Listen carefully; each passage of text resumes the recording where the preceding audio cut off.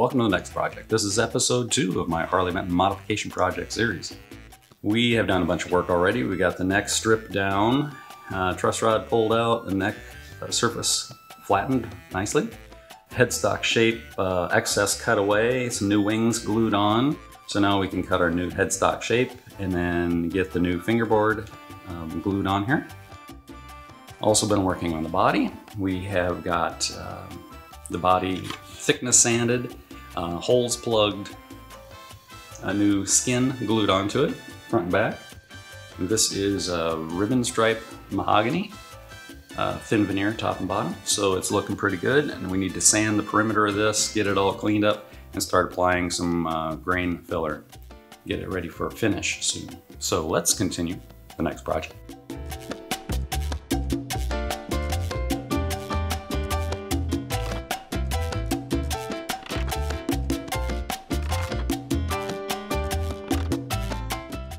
Few little tasks I should have done before I did other tasks. I should have plugged the holes in the body before I put the veneer on, but it doesn't matter. They get drilled out again anyway. I could have plugged the holes in the neck before I did other things, but I didn't. I look at something and go, I need to work on that, and then I jump in and work on it. Sometimes it's not always in the correct sequence of things, but it's how I roll. Do what you can with the time you have at hand, and do things that are fun. I really don't like sanding, so this wasn't fun, but it's looking pretty good.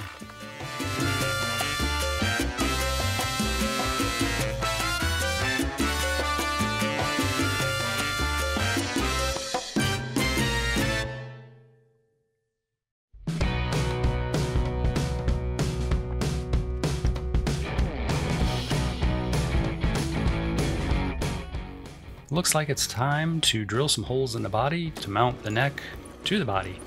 This is pretty difficult. I used the neck plate as a guide. Wow, imagine that. They could have done that at the factory. Here I'm using a brad tip drill bit to transfer the alignment holes onto the neck. That's where I will drill so everything will line up. Geez, that's brilliant. Well, maybe not brilliant.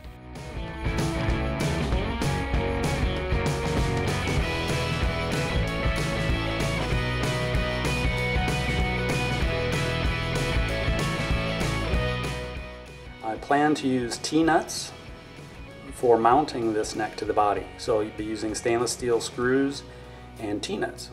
I'm not using threaded inserts like a lot of people use. I could, I just don't have any, but I do have T-nuts. Let's try a little neck mounting experiment. And I don't think this is necessarily a great idea, probably not the best option. So let's take a look at the neck, and we'll strip away the fingerboard to expose the truss rod and truss rod channel. Now if we add T-nuts, we're going to have, in this case, 4 slightly recessed shallow areas, and that limits our glue area. The no glue area shown in red here, is that going to be an issue? I doubt it, but it's something to consider. So I'm not saying to use T-nuts to mount your guitar neck, but if you do, think about, will the excess removed to hold the shoulder of the T-nut impact the glue? Maybe the good thing is this is happening at the tail end of the neck, where hopefully there's the least amount of flex going on in the neck. That could be to our favor. So here we go, we got the T-nuts in, we're threading it up, putting the neck plate in place and tightening it down to see how everything fits. And you can see the stainless screws I'm using are about 3/8 of an inch too long. So that will have to be addressed next.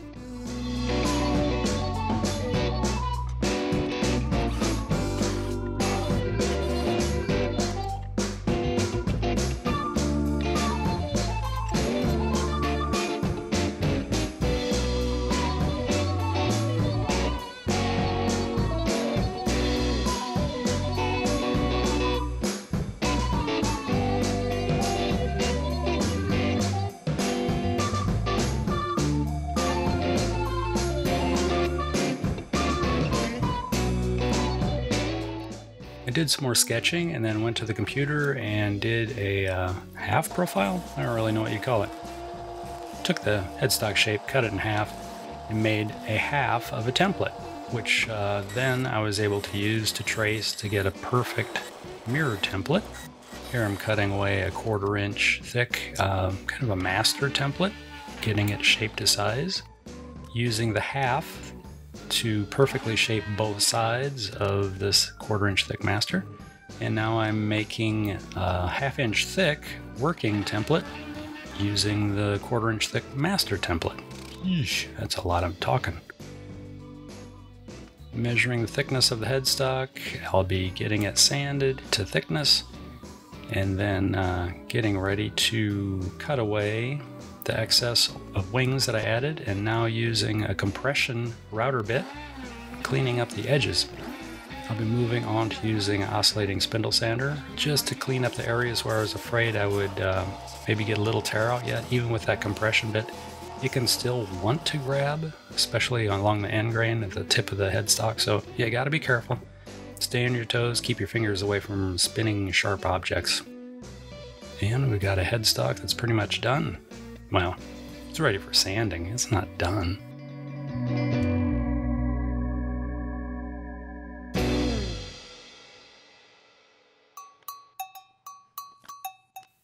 And yet another thing that doesn't have to be done. I'm making a template. Well, this part needed to be done because I'm going to do something that didn't need to be done. Yeah, that's it. I'm making a template so I can recess the neck mounting plate into the back of the body just a little bit. And now I'm using some double-sided tape, locating where I want that template to go, plunging down into the body a little over 1/16 of an inch, just so the neck plate sits flush, making it just a little loose so I can get some neck adjustment if needed. And also made a template to clean up the cavity control cover route for the body. These little details take time, but they need to be done. That's what makes the project look finished.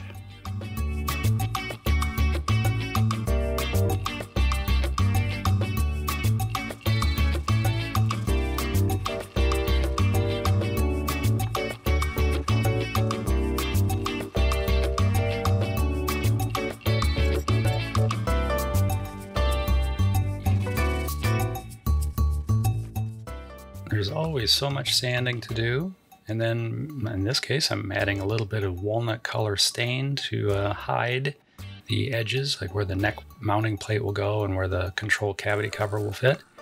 And I'm using some Aqua Coat grain filler. It's a water-based grain filler to help fill some of the mahogany grain and other end grains that are on the body since I've sanded it out.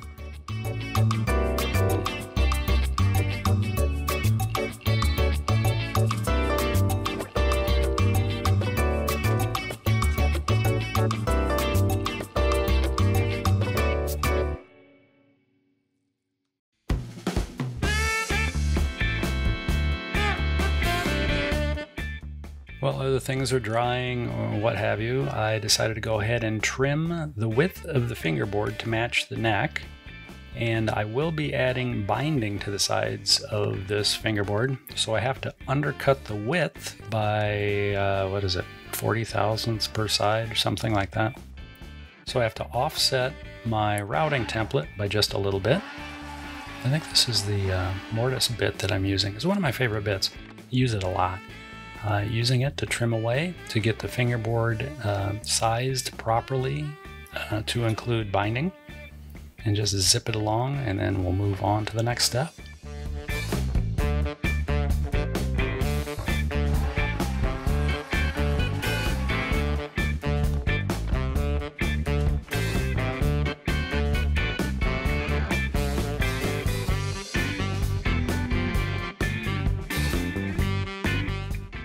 Adding some single ply black binding to the sides and the tail of the fingerboard, using acetone to melt the binding to the fingerboard, and a lot of binding tape.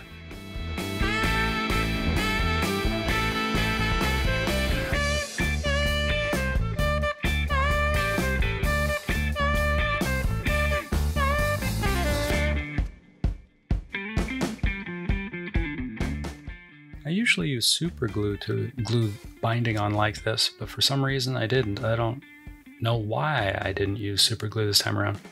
When I do use super glue, I typically wet the edge of the wood just a little bit, make it damp, and then super glue and immediately stick the binding to the fingerboard. That has always worked really well.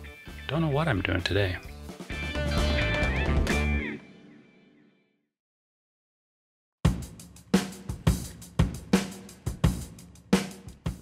During the mess and running around in circles modifying this project, I also decided to do more testing actually and add a thin piece of white binding to the top edge of the neck itself here. I have the maple neck with a thin piece of white binding, and then the black bound fingerboard will stick on top of that. So here I am trimming away the excess binding from the fingerboard and using a card scraper or cabinet scraper to level the glue side of the fingerboard. And then I'll follow this up with some sandpaper to make sure I have a good aggressive surface to glue down to the neck.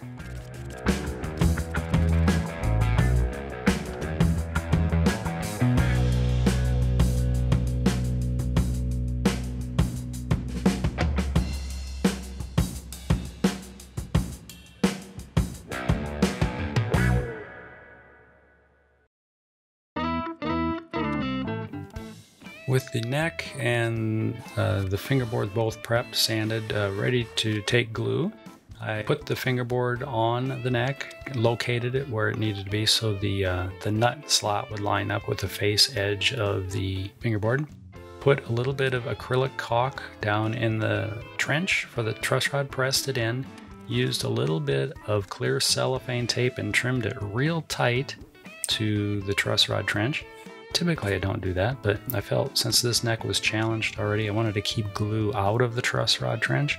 And here I'm using my rodeo rubber band trick to clamp the fingerboard to the neck, and it takes about 3.5 to 4 minutes to install a fingerboard this way. It goes pretty good. The more I do it, the more I like it.